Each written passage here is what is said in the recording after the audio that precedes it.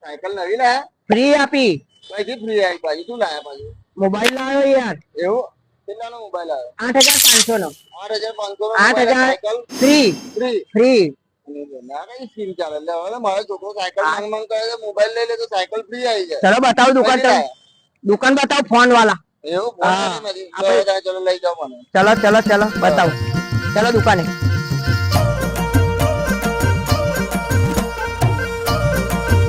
જો વિક્રમભાઈ, આ રહી દુકાન આપણી. આ દુકાન નથી. આ દુકાન માં લઈ લો. એવું? હા ચલો બતાવો. જો બતાવો તમને. આ ભાઈ આપેલો મને.